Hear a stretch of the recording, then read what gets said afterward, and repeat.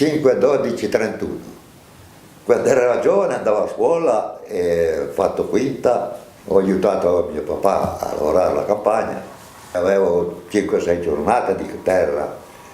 Poi sono arrivato a 20 anni, così, preso patente, comprato il trattore e soldi pochi. Abbiamo fatto il mutuo, allora trattori ce n'era pochi, uno mi chiedeva vieni a lavorare questo pezzo, l'altro viene questo pezzo, arare così, e io avevo del lavoro e avevo piacere di lavorare perché avevo il mutuo da pagare e lavoravo anche di notte. Mia mamma di notte alle 11 di sera, mezzanotte, veniva a vedere dove ero, vieni a casa, ritorni domani, cose mi fanno piangere. Una mattina le ruote davanti, il trattore è andato nel fosso, poi dietro non veniva più, slittava. Erano le 5 del mattino, passato tutta la notte, e io avevo sonno, mi sono coricato lì accanto a una ruota, mi sono addormentato. Quando viene giorno vado a casa, prendo una zappa, qualcosa e mi tolgo. Mi sono addormentato. Viene giù uno che portava le bestie al pascolo, si è spaventato, che aveva paura che il trattore avesse venuto addosso. Come vai? Cosa fai? Allora io dopo lo scrollo mi sono svegliato. Ah, niente, è capitato niente. Ho soltanto dormito un'ora. Poi andavo nelle viti a dare acqua, in spalla, recipiente a pompa 25 litri. Per fare fretta non stavo lì con il bouillon a vuotare dentro. Cioè, prendevo la pompa, la mettevo nel butano, era più così, tiravo su, era già piena e via. Nei filari c'era sempre il grano, un filare sì, l'altro no. Ero sempre marcio fin qua, è stata dura. Ero felice, qualche nata andava male, 7 anni di tempesta, di fila, grandine, tempesta grande, grano e uva, tutto preso. Qua a Vermi andavano tutti a Torino e mi faceva coraggio perché io avevo già il trattore e o da una parte o dall'altra la giornata la facevo uscire là.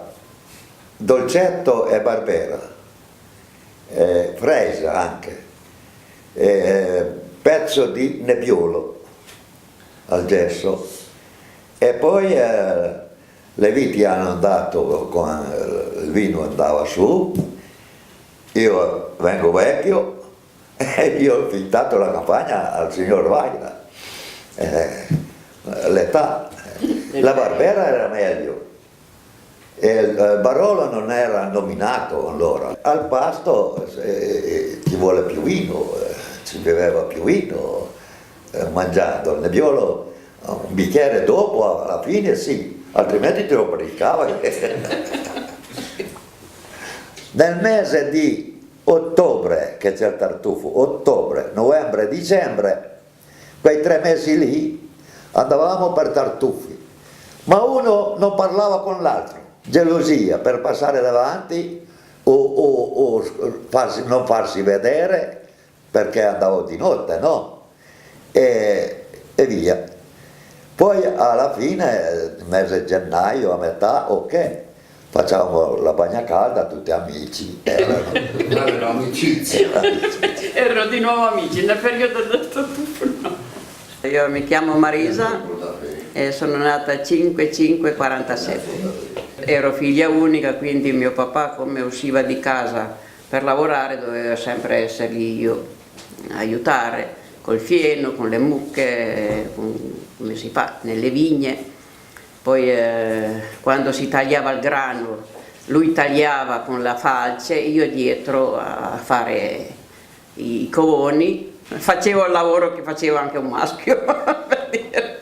Ci siamo conosciuti a girare il fieno.